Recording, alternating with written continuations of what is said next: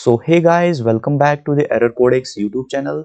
तो आज के इस वीडियो में हम देखने वाले हैं कि CSS मीडिया क्यूरीज क्या होती है। ठीक है, तो CSS मीडिया क्यूरीज जो कि CSS का एक फीचर है, ये हमें मदद करती है एक रेस्पॉन्सिव लेआउट क्रिएट करने में। ठीक है, ताकि हमारी वेबसाइट जो है वो सारे डिवाइसेस पे अच्छी लगे, वो डेस्कटॉप पे भी अच्छी लगे, लैपटॉप पे भी अच्छी लगे, टैबलेट्स में भी और मोबाइल फोन्स में भी। ठीक है, तो इससे क्या होता है, एक अच्छा यूजर एक्सपीरियंस मिल जाता है कि यूजर को वो हमारी वेबसाइट को इजीली यूज कर पाता है।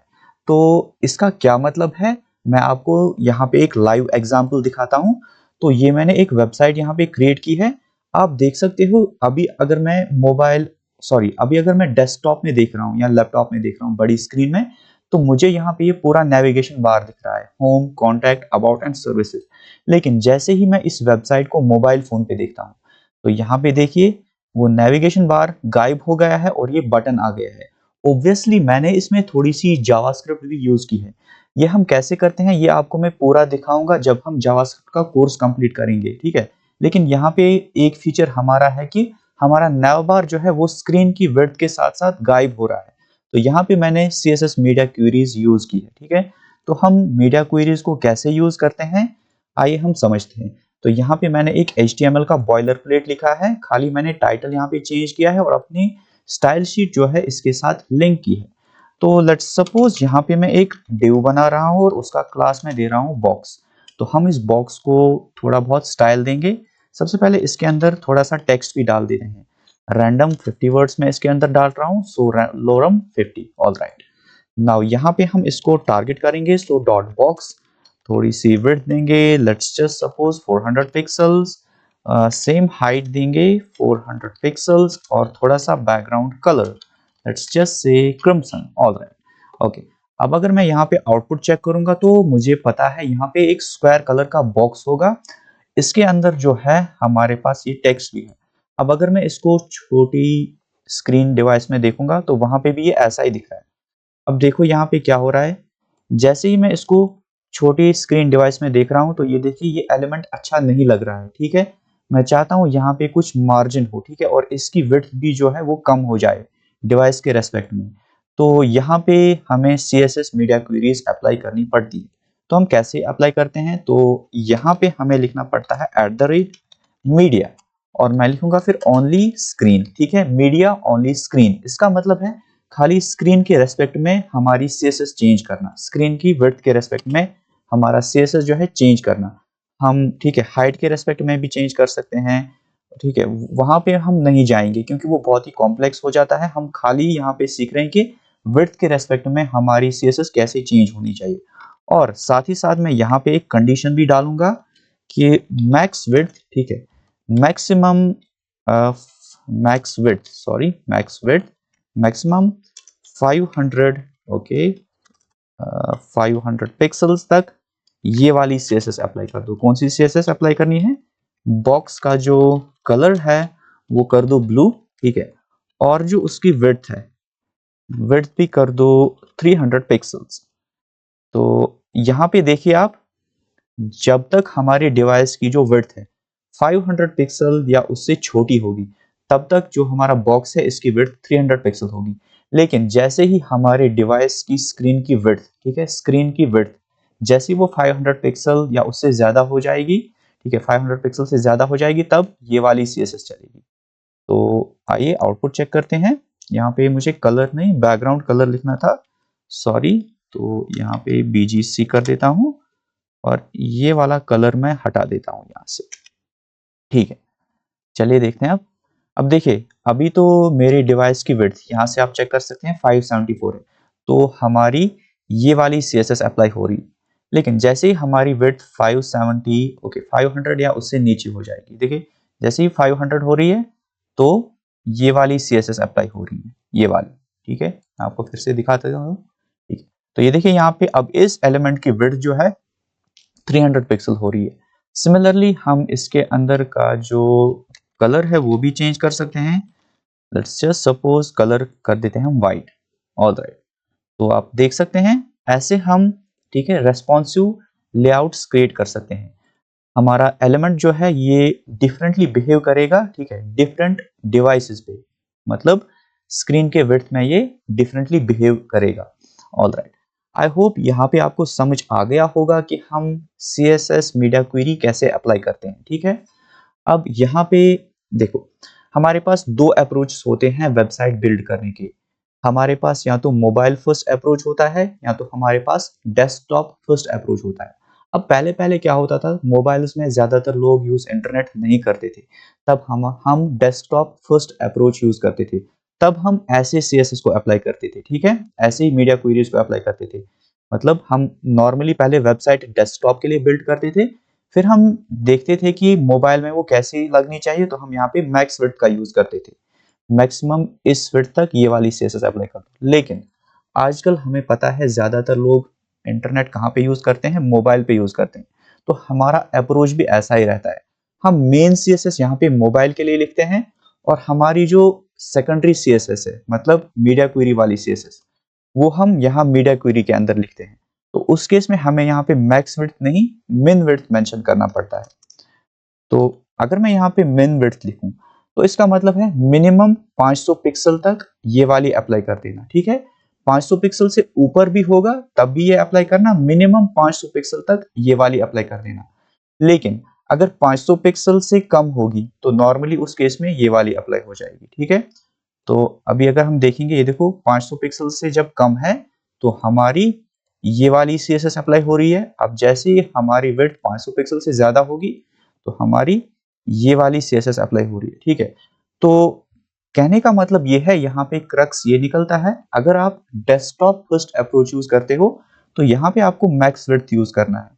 लेकिन अगर आप मोबाइल फर्स्ट अप्रोच यूज कर रहे हो वेबसाइट बिल्ड करने का, तो यहाँ पे आपको मिन विड्थ यूज करना पड़ेगा। ठीक है, अब वो नैव बार वाला, वो आपको मैं दिखाता हूँ कि वो हम कैसे हाइड करते हैं। तो उसके लिए मैं यहाँ पे क्या काम करूंगा, सबसे पहले एक नैव बार बनाऊंगा।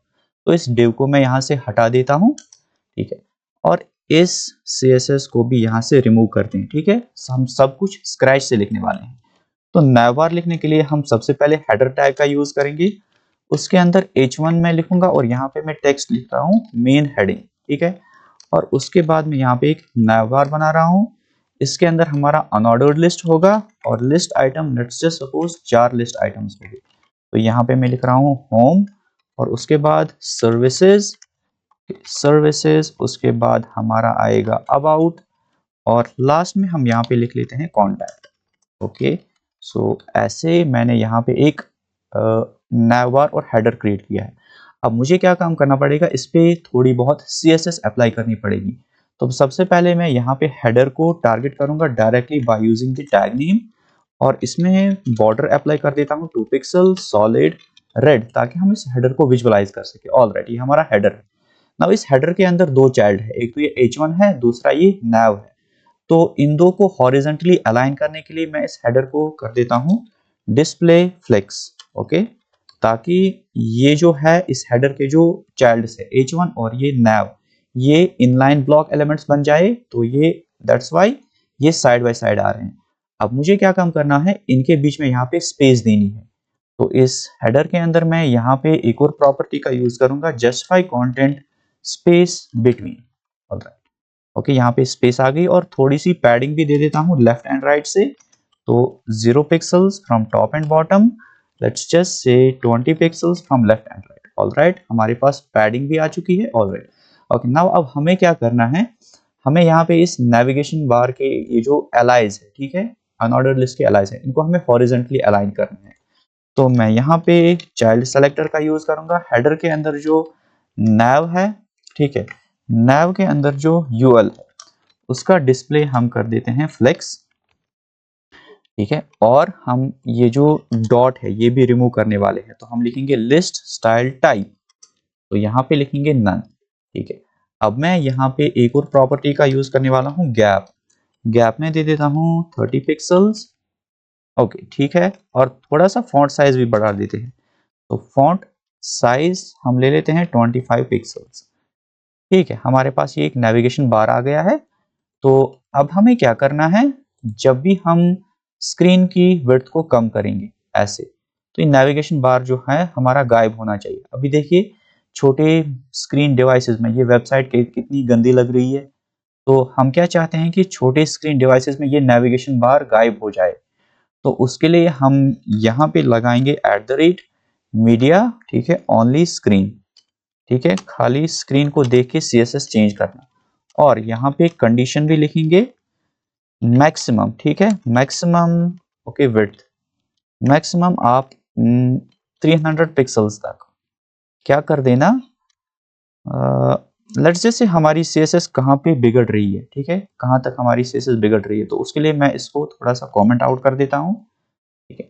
अभी देखिए, चलो इसको मैं जैसे ही यहाँ पे इसको इसकी रेस्पॉन्सिवनेस को चेक करता हूँ। देखिए यहाँ तक तो ठीक है, अभी भी ठीक चल रहा है, अभी भी ठीक है, ठीक है, यहाँ पे भी ठीक है, स्टिल ठीक है। ओके, यहाँ से हमारी CSS बिगड़ रही है ऑलमोस्ट 568 पिक्सल्स के बाद, ठीक है, 567 या 568 पिक्सल्स के बाद। तो मैं यहाँ पे जो मैक्स विड्थ है 568 पिक्सल्स लिख दूंगा। तो यहाँ पे 568 पिक्सल्स। तो यहाँ पे मुझे क्या करना है, मैं इस नेविगेशन बार को हाइड कर देता हूँ, इस नैव को हाइड कर देता हूँ। तो मैं लिखूंगा हेडर के अंदर जो नैव है, ठीक है, उसका डिस्प्ले कर दो नन, ठीक है, डिस्प्ले कर दो नन। ऑल राइट, अब देखो ये गायब हो रहा है। जैसे ही हमारी विड्थ 500, कितना वैल्यू था ये 68, 568 पिक्सल से कम हो रही है, तो ये नेविगेशन बार गायब हो रहा है, ठीक है। और हम क्या काम करेंगे, यहाँ पे हम दूसरा नैव बनाएंगे, ठीक है। चलो नैव नहीं, इस केस में हम बटन ले लेते हैं और यहाँ पे मैं लिखता हूँ नैव। नॉर्मली तो ये बटन हमारा जो है हिडन होना चाहिए, तो यहाँ पे मैं इस बटन को टारगेट करूंगा, ठीक है। मैं यहाँ पे डायरेक्टली टैग नेम्स का यूज कर रहा हूँ। तो नॉर्मली तो ये बटन हमारा हिडन होना चाहिए और यहाँ पे जो है, यहाँ पे ये बटन जो है ये विजिबल होना चाहिए। तो यहाँ पे हम डिस्प्ले लिख देंगे इनलाइन ब्लॉक। ऑल राइट, अब देखो जैसे ही वो नेविगेशन बार गायब हो रहा है, ये बटन विजिबल हो रहा है और नॉर्मली हमारा बटन जो है वो गायब है। जैसे ही 568 पिक्सल से वैल्यू कम हो रही है, नेविगेशन बार गायब हो रहा है, ये बटन यहाँ पे आ रहा है। अब इस बटन के क्लिक करने पे ये नेविगेशन बार लेफ्ट से कैसे आएगा, टॉप से कैसे आएगा, राइट से कैसे आएगा, वो हम देखेंगे जब हम जावास्क्रिप्ट सीखेंगे। तो आई होप यहाँ पे आपको समझ आ गया होगा कि हम CSS मीडिया क्वेरीज का यूज क्यों करते हैं, ठीक है। इतना ही यूज नहीं है इसका, ऑब्वियसली हम डिसेंट प्रोजेक्ट्स करने वाले हैं, वहां पे मैं आपको इसका यूज और डिटेल में बताऊंगा।